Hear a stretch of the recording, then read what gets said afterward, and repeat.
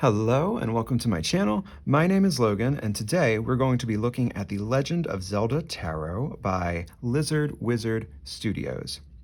Now I found this deck on Kickstarter, I want to say the beginning of 2023, but honestly it could have been the end of 2022 because ever since 2020, what is time? Just what is time? So it was for a standard 78 card deck, but through one of their lovely and super generous stretch goals, we will be looking at a secondary major arcana based entirely off of the Legend of Zelda Tears of the Kingdom game. Now, the secondary arcana came in this one, which has the Tears of the Kingdom world card on the back of it, which I love. The gaming references in this deck are just totally out of control, off the charts, like super well done. Beautifully, intelligently chosen. The main deck came in this deck with the Gerudo Two of Swords. So, this beautiful deck, it has such heartful, thoughtfully chosen artwork. I love the art style. I love the characters that the creators chose to pair with the tarot archetypes. I just think from beginning to end, it works so thoughtfully, so beautifully.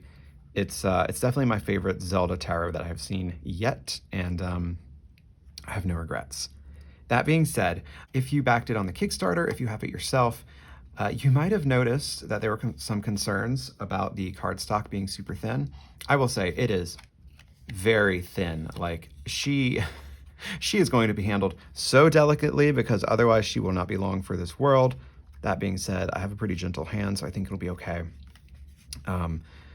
If the creators decided to offer like a print-on-demand option on sturdier cardstock, or even if they just did a reprinting on sturdier cardstock, I would so be down for that. Like, I would spend the money again to get this deck in a more long-lasting format. I would be all about that. Anyway, it came in. Is it thin? Yes. But if you can be delicate with your decks, I think it'll be okay. So without further ado, we're going to be looking at the Major Arcana. If you're not a Zelda fan, you might still find this a really cute deck to look at. I will put the Kickstarter campaign's link in the description box below, as I don't know if they've started selling it to the public yet. But here we have the Fool, which gives me very like Young Link, borderline Toon Link vibes. We have the Kokiri Shield. We have a little white dog, which is this? Oh my goodness, it just dawned on me. This is totally the little white dog from Clocktown and Majora's Mask, that Zelda game.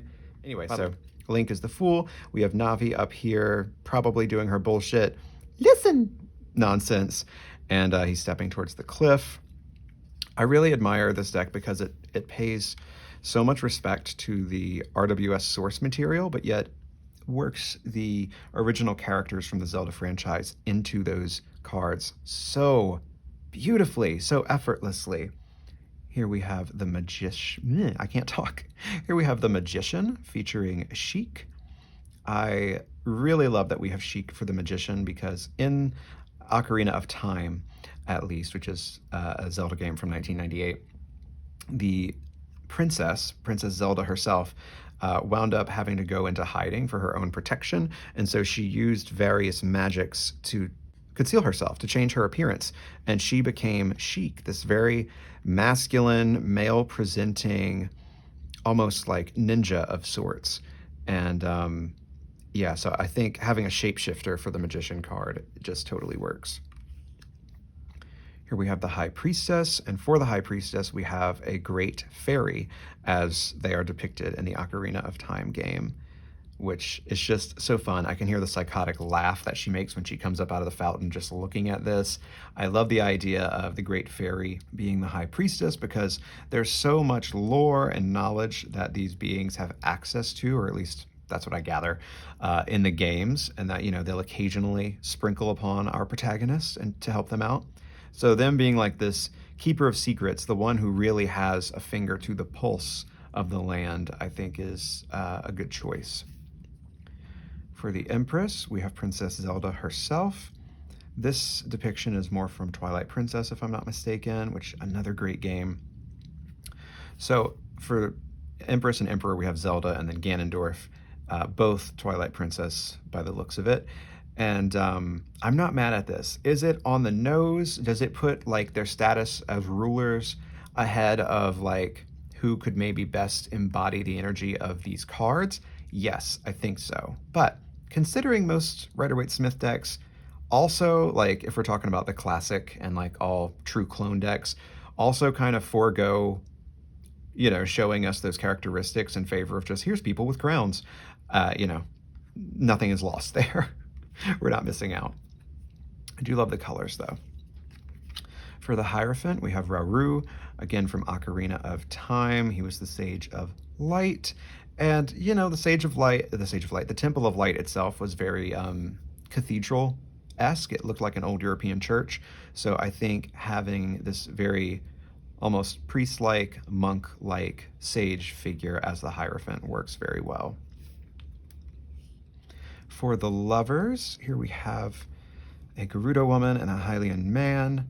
I'm trying to remember if these are the ones that you meet in Breath of the Wild or if this was from like Majora's Mask or something, because that's not...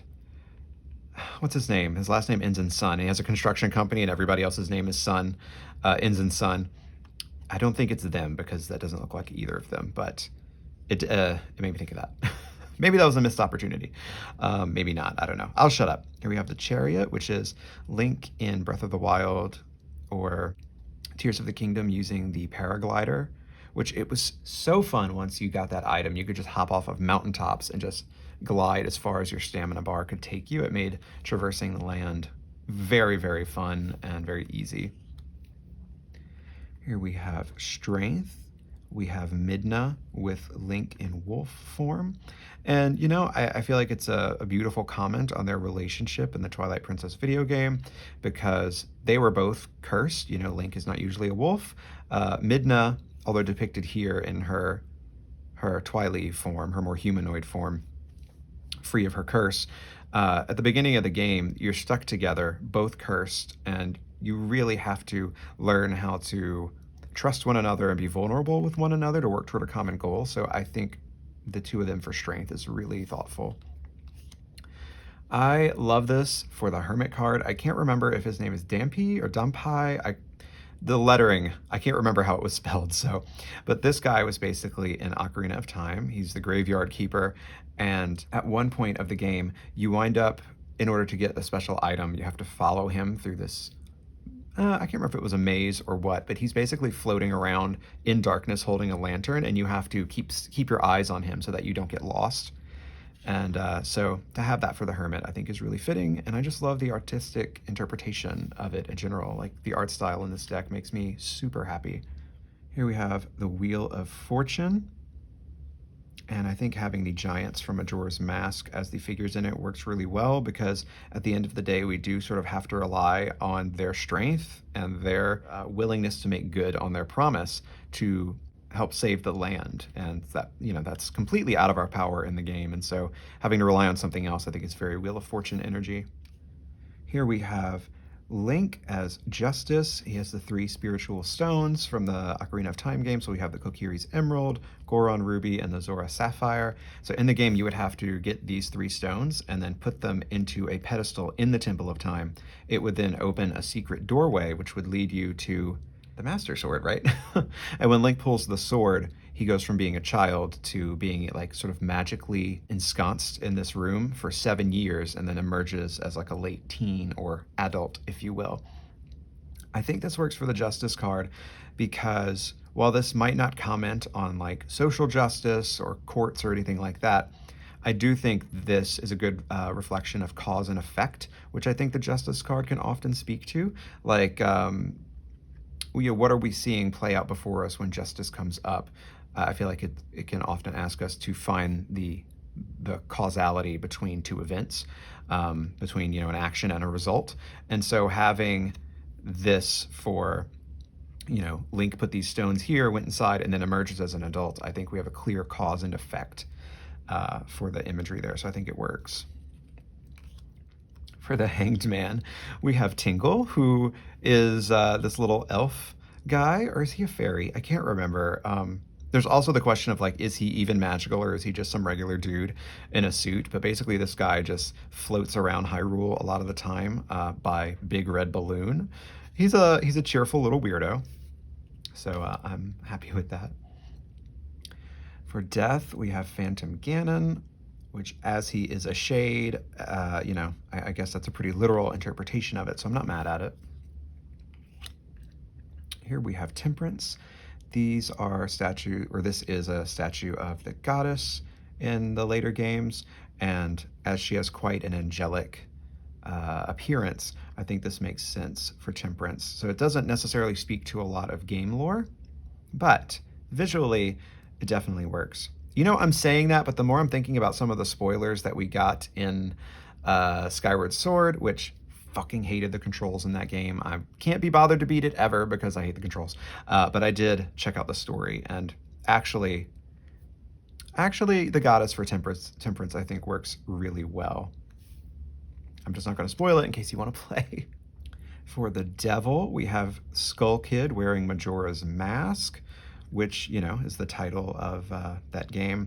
It's an evil mask that sort of turns its wearer chaotic and monstrous. So it's very a matter of this once innocent child being influenced by something to do horrible things. And so I think that plays really nicely with, the devil and its ideas of vice and influence, captivity, that sort of thing. Here for the tower, we have a nod to Zelda Breath of the Wild with, what's it called? Ganon, whenever he's his big, smoky, billowy cloud dragon form. Shit, I can't remember the name of it, but, I get it, especially since Hyrule Castle in that game is kind of the epicenter of everything that's gone wrong. I think that works for tower energy. For the star, a card of healing, we have this wee little Link surrounded by fairies, and he's got his bottle out. He's ready to catch one. I love this for the star card because in Zelda games, fairies replenish your health. And so since the star can often be a card of regeneration, recuperation, things like that, recovery, I just think it works really well. Here we have the scary ass moon from the Majora's Mask games. I'm sure there is relevance to the fish and other little bits right here on the shore. I remember where this beach area was in that game, but I just can't remember the relevance of this. But I trust the creators of the deck enough to believe that there is a relevance. Here we have the sun. It is Link riding on Epona. Super classic duo. I love that they gave him a little flower crown. I think it's super cute and sweet. And, is it a child on a horse's back? It is, but it doesn't look like a normal human baby. And normal is in air quotes, because how many artists and decks can actually make babies that don't look horrifically demented? So generally I hate a kid or a baby on horseback for the sun card, but I think this one's really cute. And look how cute Epona is. She's such an adorable little chonk, and she's got such sweet eyes.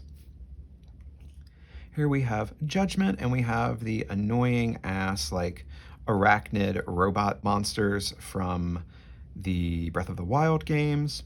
I'm blanking on what they're called right now. Not sentries. Ugh. There's something. I can't put my finger on the name. But basically, yeah, when you would come across them in the wild, it was definitely a matter of, have you done enough to survive? Do you have good enough gear? Are you a skillful enough player? Because they will run you down and fuck your shit up really quickly. So yeah, I feel like that works for Judgment. It's like, well, let's see what you've got. It works for me. Here we have the world, which I think this is sort of the opening scene from Twilight Princess, if I'm not mistaken. I think this works really beautifully. We have a lovely landscape, and we're arriving here at the end of, if I'm not mistaken, at the end of our journey as a wolf, and the beginning of our chapters with human bipedal feet beneath us. So yeah, I could be wrong. That could totally be not what's happening here, but until I replay Twilight Princess and see for myself, that's what's going on in my head. For the Ace of Wands, we have this adorable Korok, which I love. They're these little, like, tree spirits that sort of, like, protect forests and whatnot. They're very cute. They make very silly noises. And, yeah, I'm all about it. They feature so prominently in Breath of the Wild and Tears of the Kingdom that I honestly have a special place in my heart for those games for these little guys alone. Here we have the Two of Wands. We see Link standing between two birch trees, and he's holding his Sheikah tablet or Sheikah stone, which is essentially like a fantasy iPad. And so in the game, you could often use this tool to look at the map and help you plot your path forward. So I think that works really well for the Two of Wands. And I also feel like these birds in formation work well for the impending journey aspect. Here we have the Three of Wands, and it looks like we have left the mainland. We've left all the trees and the cliffs and whatnot behind, and we are possibly standing on like some little island between other tiny islands or islets, or what's the word? I think it works. I feel like the campfire adds an element, as well as the harpoons, of we are out here kind of roughing it. We're having to spear fish and cook our food to survive, out in the open. So it gives me that journey vibe for sure. This is the one I was thinking of. Okay, so they didn't miss a trick. This is the Hylian man and Gerudo woman who get married in Breath of the Wild, who I absolutely love. He has this ridiculous helmet of hair, and she runs the business while he, I think, organizes like the builders and whatnot. They have a construction company, and they have a daughter in Tears of the Kingdom, and it cracks my shit up because the daughter looks just like a young Gerudo woman, but she has the helmet of hair that the dad has. Cracks my shit up.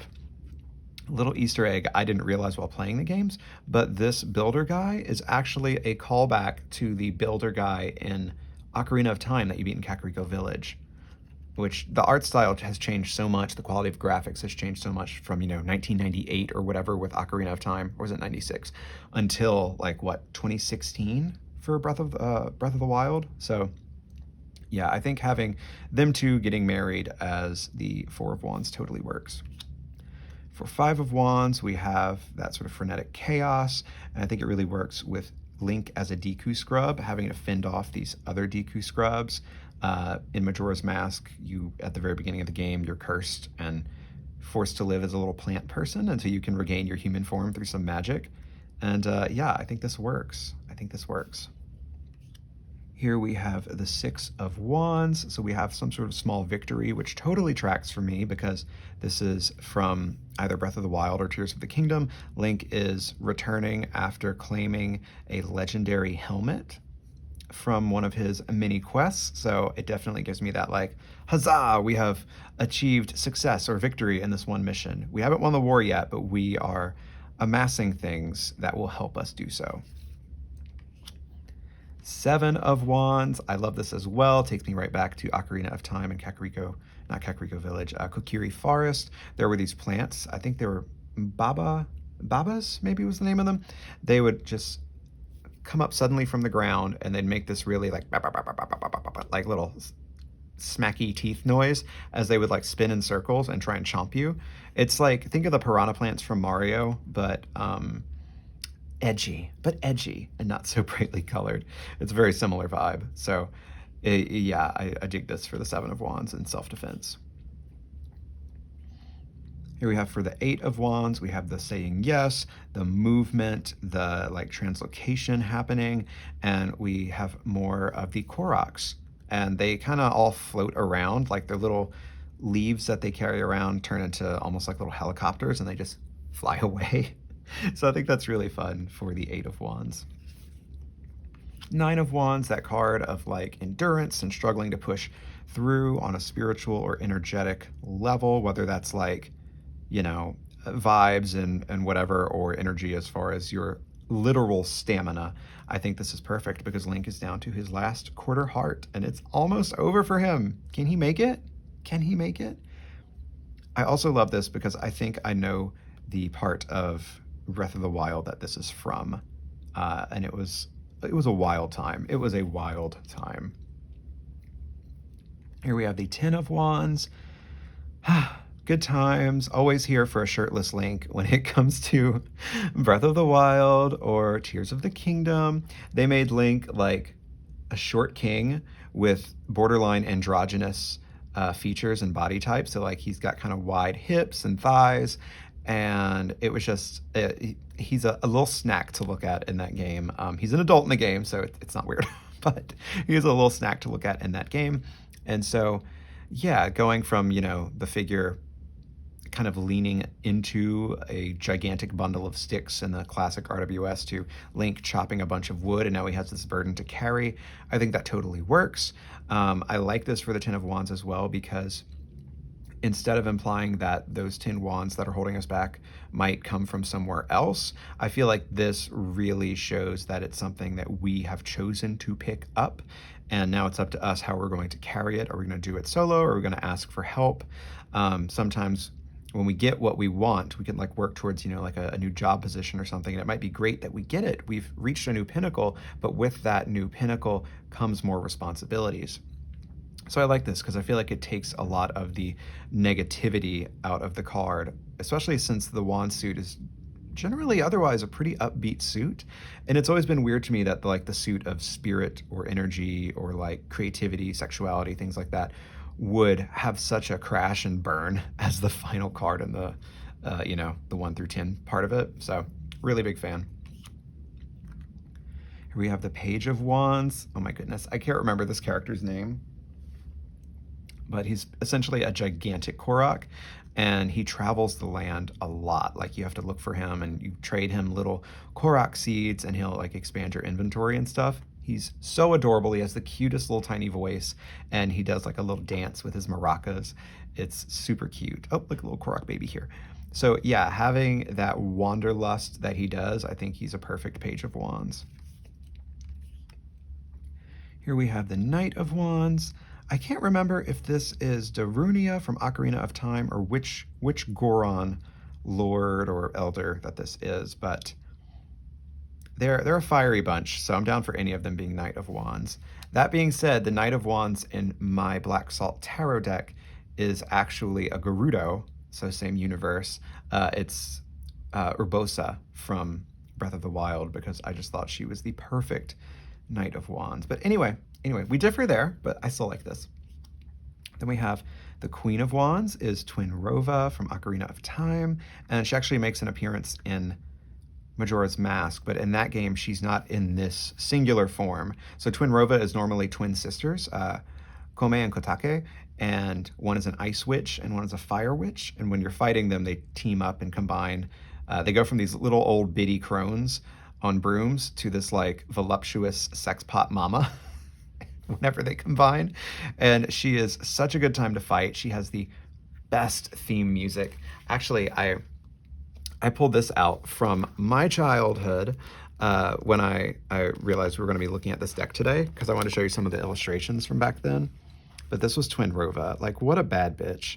What an absolute bad bitch. She has been so just, I don't know if inspiring to me is the right word, because it's not like I have this green skin Elphaba look going on myself, but just being a bad bitch witch, I have found her incredibly inspiring, and that's Twinrova when she's existing as separate twins. But yeah, I could never bear to get rid of this book, this guidebook, because I just thought the artwork was so beautiful. I love the illustration style that they went with for this game.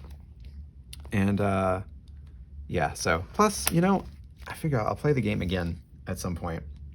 I played it a few times already, but I've been having the itch to play it again. So yeah, anyway, for the Queen of Wands to be portrayed by the ultimate witch in the Zelda series, I was just absolutely here for that. Then for the King of Wands, we have the Deku tree, which the King of Wands being a gigantic tree, I think just makes sense as far as the emblems go. For Ace of Cups, we have a fairy in a bottle. Generally, these will, like I said, replenish your health. So I'm a little bit unclear as to what the idea is for this in the cup suit. So let's see what it is. Let's see what they have to say, because we do get this nice little booklet that just has a cute short little paragraph on each thing. So let's see. Ace of Cups. You caught a fairy. Keep it close. You may need a little boost on your journey. Oh, okay, wait a minute. So when you, like I said, whenever you consume the fairy, which is a morbid, morbid thought, they replenish your hearts. And since cups are the suit of the heart, taking something to replenish your hearts being the Ace of Cups. I get it. I get it. Do you get it? I think it works. Two of Cups, we have the bass player and the singer from the, what's their name? It's a Zora, like a fish humanoid race from the Zelda franchise. But this was a Majora's Mask, and I think his name might have been Miku. I can't remember her name, but they were in a band together, and yeah, I think they really work for the Two of Cups, given their relationship. And also, they just had the coolest tune possibly in Zelda history that came from their band, which is the New Wave Bossa Nova. Big fan, big fan. For the Three of Cups, we have three Gerudos turning up and probably spilling tea and having a good old time. And I'm absolutely here for Gerudos as the Three of Cups. I just love them, especially the treatment that they were given in the Breath of the Wild and Tears of the Kingdom games. Like, their culture just seems so cool. They remind me so much in that game of the Ale from the Wheel of Time series, who are also desert-dwelling people, largely matriarchal, and just badass all around. Like, I would not be surprised if this race in the game was inspired by those Robert Jordan novels in the first place. I'll have to look into that. But anyway, love that for the Three of Cups. Four of Cups, I know a lot of guidebooks will go with like dissatisfaction, malcontent, things like that. And I think that can be at play. I prefer to look at it as, I see you're offering me a fourth cup, but thank you so much. But I think I'm going to work on what I have in front of me before I accept it, but thank you. But if we're looking at this in the way of more like disappointment or discontent, I do think that this scene works for it because we have, I can't remember if this is the Skull Kid or another child in Majora's Mask who has this all-powerful mask on, but it doesn't bring them happiness. Here for the Five of Cups, we have Dark Link from, I want to say Ocarina of Time, but I feel like he's been in multiple games.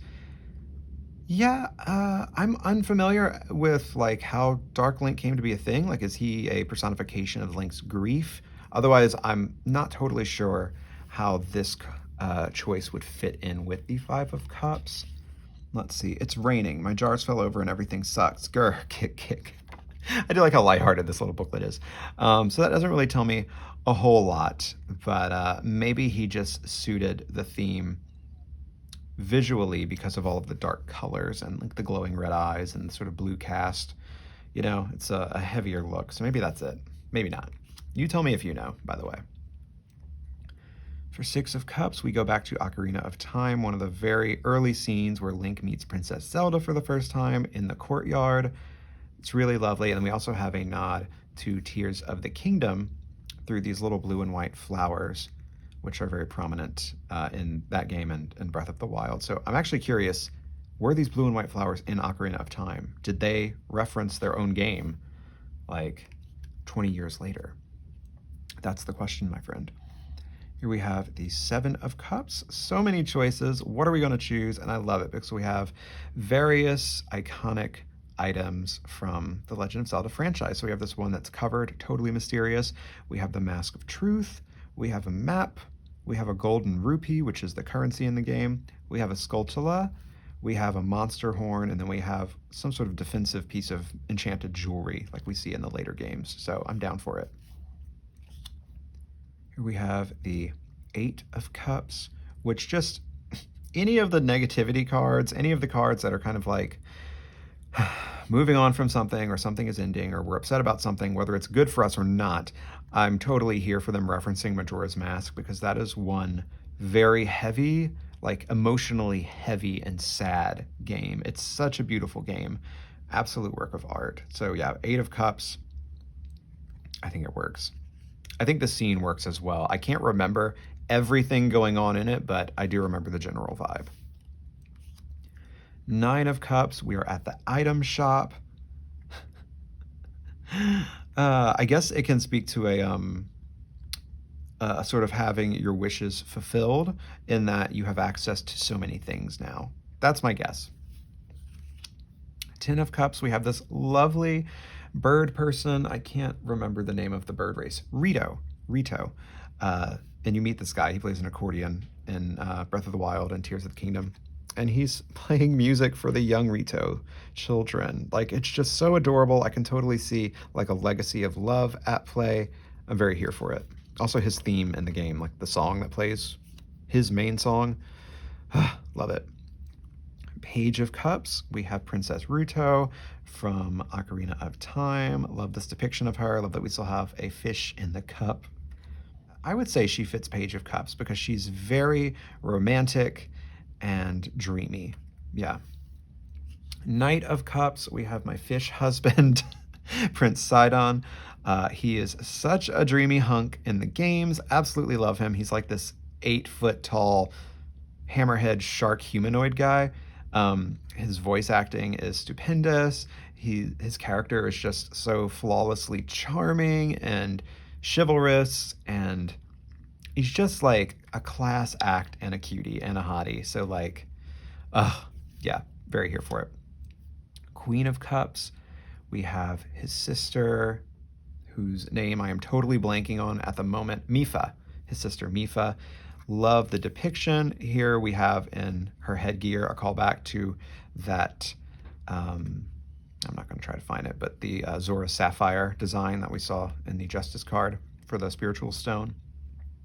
I love her for the Queen of Cups because she has such a love for her people that she sacrifices a lot for them, so I think that really, really works. I mean, you could definitely go other ways with that, but that's how I'm looking at it at this moment. And then for the King of Cups, we have the Zora King from Ocarina of Time, who is just glorious in his massiveness. This is a massive fish, like gigantic, and he's just always chilling. So yeah, happy to see him. I think it works as he's the king of the watery element. For Ace of Swords, we have the Master Sword, which I totally dig, as it is the iconic sword in the franchise. Two of Swords, we have a Gerudo wearing blindfold, so it's very, very classic. Love the orange tones in the hair. Love this like blue cast for some of the clothing, while others as like a warm pink.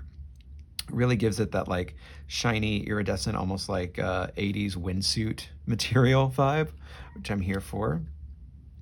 If you hear cats crying in the background, it's because, as you know, I never feed my cats. They eat once every 95 years, and she's wasting away as we speak.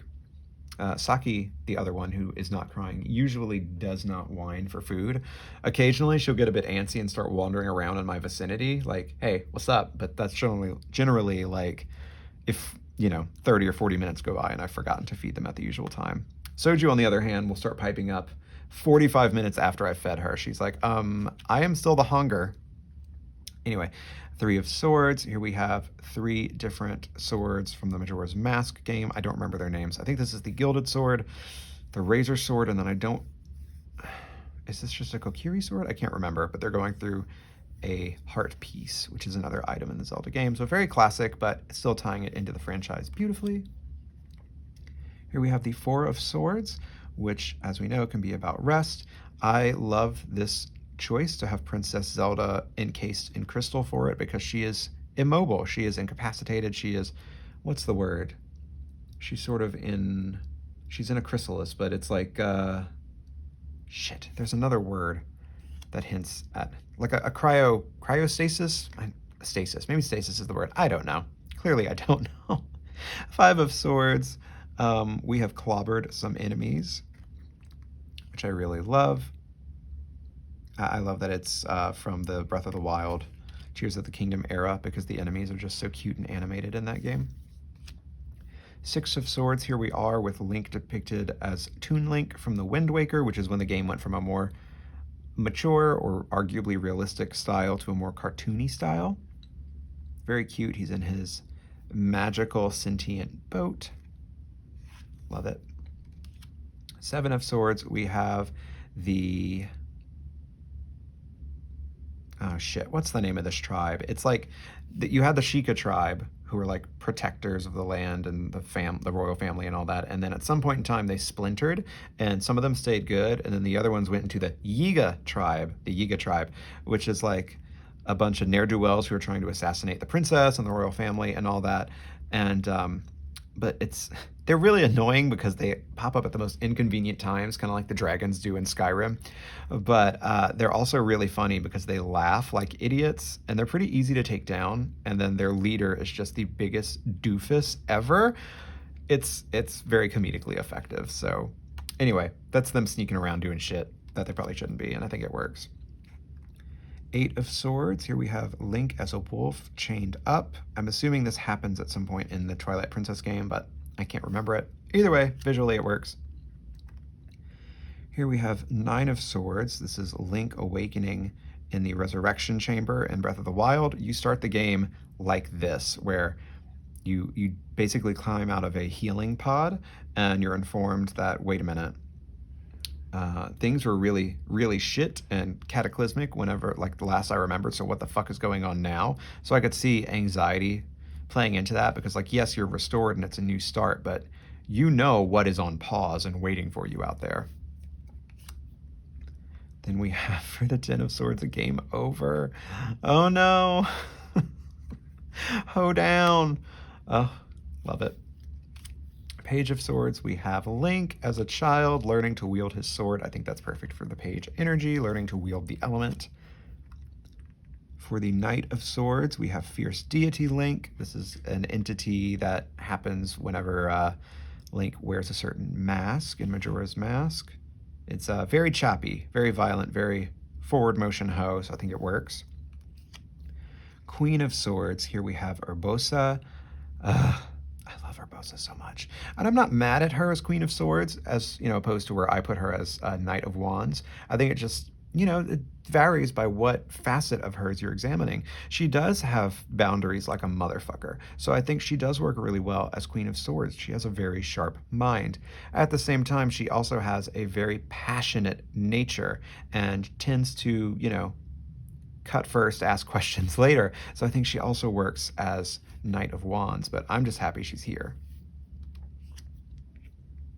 Then for the King of Swords, this is a throwback to the Skyward Sword video game, which admittedly I don't know a ton about, despite knowing a little bit about the story. These are the villains from that game. They kind of sucked ass, and I kind of want to throw that game in a fire, but either way, I can deal with it. I can work with it.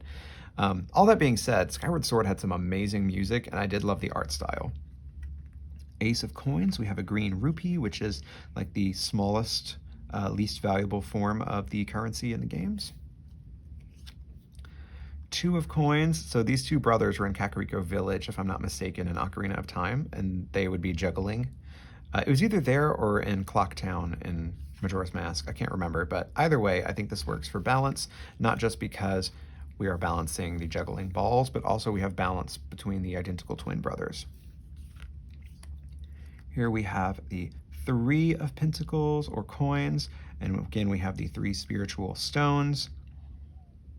I'm uncertain if there's more significance to the red rupees up here, the currency, but I'm not mad at the three stones appearing again because really we're only able to acquire these spiritual stones that we need in the game to progress the story by working with the other races in the game, with the fish people, with the Gorons, the stone-like people, and with the Kokiri tree. So, not the Kokiri tree, the Deku tree. So I do feel like that does kind of touch on the element of peers and colleagues, community, that sort of thing. Four of Coins being frugal, or alternatively, knowing that you have everything that you need and not stressing. That being portrayed by the banker in Majora's Mask, I think is very fun, very delightfully on the nose, and I just love the glow of the torchlight, the color palette. I think it's beautifully done. Like, say what you want about the cardstock being alarmingly thin, the artwork is just absolutely stunning, in my opinion anyway. I know it's subjective, so you might hate it, and that's fine. It's totally valid if you do, but I love it. Five of Pentacles, which we usually see, you know, the two figures wandering in the cold outside past a church. In this version, we have Link following the mysterious old man that we meet at the beginning of Breath of the Wild and helping him get what he needs as far as protection goes. So I think that works. The Six of Pentacles. I can't remember this particular Deku scrub, but I'm guessing he drops money, and so therefore we get that sort of charitable vibe.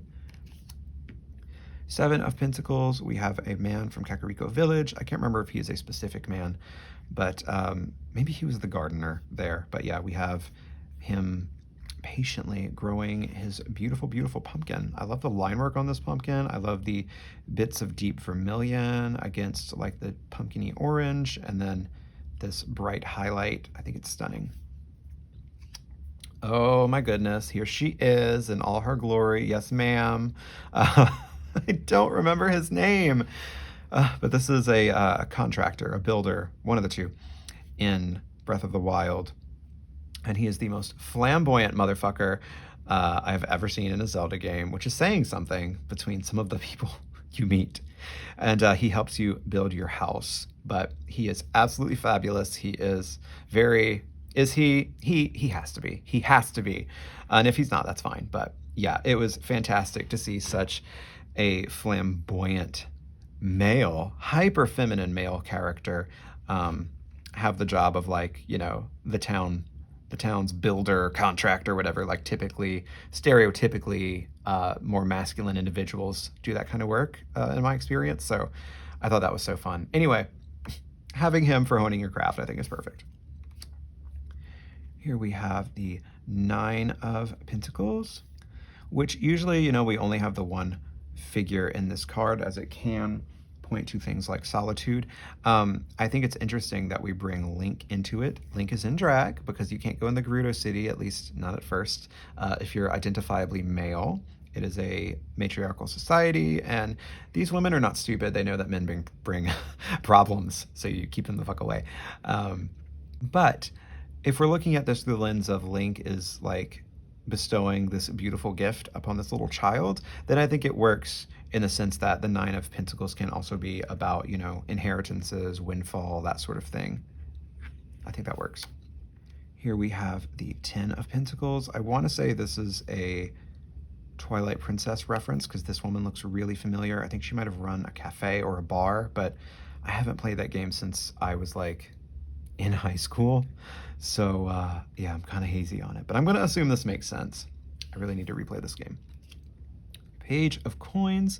We have Beetle, this traveling shop owner. It's really cool when you see his whole shape from the back with all of his gear on. He does look like an insect, which I think is fun. So yeah, I'm not mad at this. Here we have the Knight of Coins. I'll admit I don't remember who this is. I probably should. This is probably someone remarkable, and I'm just blanking. Here we have the Queen of Coins with a Great Fairy as the entity on it. I love this. I love the design of the Great Fairies in the last two games, which were Breath of the Wild and Tears of the Kingdom. Not just because they look like drag queens or drag artists in general. They are bodacious. They have body yaddy yaddy for days. They have deep throaty laughs. They're magical, and they just luxuriate in their giant flower pools that they live in. And I think it works for Queen of Coins because firstly, you know, they do help you out in a physical way by upgrading your gear.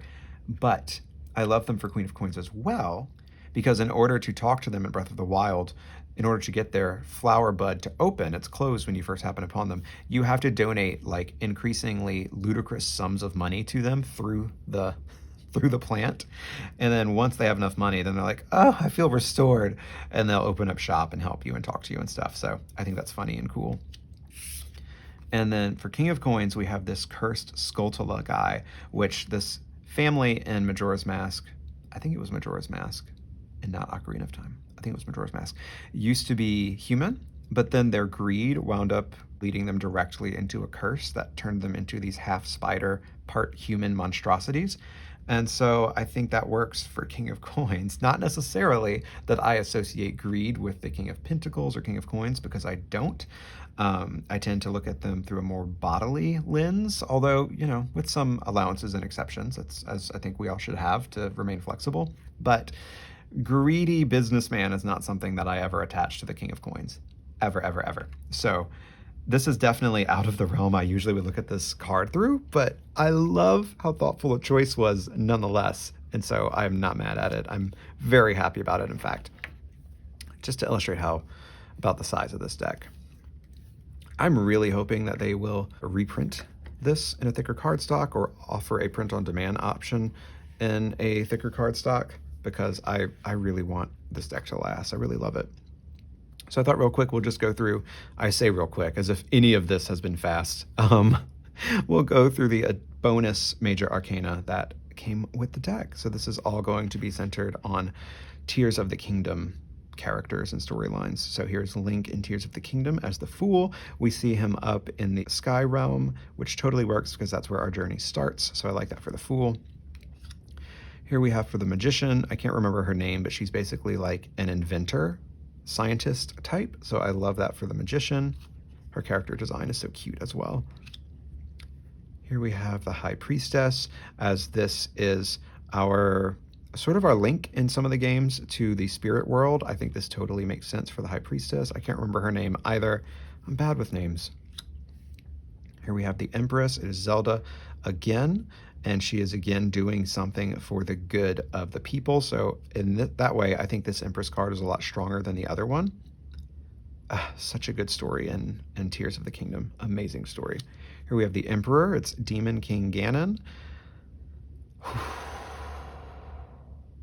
The way Ganon, the Demon King, can snap my neck and throw me in a ditch somewhere, like, fuck me up, daddy, please. Yes, yes, yes, yes. Which is TMI, but you know what? It's fine.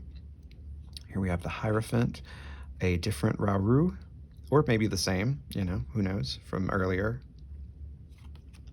The Lovers, the original King and Queen of Hyrule. The Chariot. So one of the crazy things about the Tears of the Kingdom game is that you can build machinery, and there are like things like batteries and motors basically exist. And so you can build crazy ass like dirt bikes and all kinds of weird modern shit. So having that for the Chariot, I think, is really fun. Strength. This is one of our characters who was sort of being mind controlled, and you know, you help him to overcome it. Do I love this for Strength? In a sort of like wrestler sort of way. Like, is it, I can't, what is it? Something Libre. That's what the mask gives me. I can't remember the first word. As for the character himself in the game, I wasn't a big fan of the character, so it's whatever. The Hermit, we have these weird frosty frog things that live exclusively in caves off by themselves, like a single one to a single cave. So I think that works for the Hermit, but I like the other one better. Wheel of Fortune. I think this sort of Ouroboros vibe works. It's a gateway. You don't know what's on the other side. We step through, like, I think it works. Justice, again, I feel like we are sort of looking at cause and effect, especially since we're looking at it through the lens of like an old carving or a relief. What's the word? It helps tell the story in the game. So I again think we're looking at cause and effect. Here we have the Hanged Man, somebody outfitted in the Rito skydiving gear, so I think that works. Death, I don't remember how this is Death. I should remember how this is Death. We have a lot of like little spirits floating around in these wisps, but I don't remember what this thing is. Temperance, we have Queen Sonia from the game. I know there's a reason why she should be Temperance, but I'm blanking at the moment. The Devil, we have these, there's like these puddles of redness called malice. I don't remember what this enemy was actually called, but you'd get too near to them and all these hands would pop up and come after you and fuck your shit up. It's pretty scary. So yeah, I can see this working for the Devil in a sort of shackling of ways. Here we have the Tower. Again, it's Hyrule Castle. Again, it's still intact, but clearly shit is fucked up. Here we have the Star, which is the light dragon, helping us find our way forward through their tears, which I think totally works, as the star can also be a guiding light. Here we have the Moon with Princess Zelda in front of it, or at least what looks to be Princess Zelda, but is it? Who knows? And this is a blood moon, meaning that things are pretty scary. And yeah, I'm gonna have to sit with this one. I'm gonna have to sit with this one because usually the blood moon would just resurrect fallen enemies, and so you'd have that bullshit to deal with. But the moon also does bring a lot of like darkness and uncertainty, depending on who you ask. This doesn't really read intuition or psychic abilities or dreams to me, so I am curious, or serenity even. So I'll have to sit with this one. Here we have the sun, where we have that builder guy, his Gerudo wife, and their cute daughter who has the helmet hair as well. I think this is really cute because in the game you help father and daughter build a little hot air balloon essentially, and part of what makes it special to her is that you find flowers so that they can dye the fabric, the tarp, whatever this is. They can dye it like a beautiful bright yellow because it's her favorite color. So I think having the happiness and the bright yellow going on as references, I think that works for the sun. For the judgment, we have creepy ass Gibdos falling out of a nest. This is another one I'm going to have to think about. Aside from it being like something that is clearly risen from the dead, I don't quite know how I would relate this to judgment. And then we have the world, which is quite literally Link falling from the sky, going into his next chapter, and things are visible to him that weren't before, like this pattern on the ground. So maybe that's part of his knowledge that he's acquired, and things are going to be different now in round 2. Who knows? I think this extra major arcana has some strong points to it. Like I really love the light dragon as the star. I enjoy this tower. I enjoy that devil. The magician I think is fun. Really love this Empress. I much prefer this Empress. But overall, I think the stronger major arcana of the two belongs to the standard version of the deck.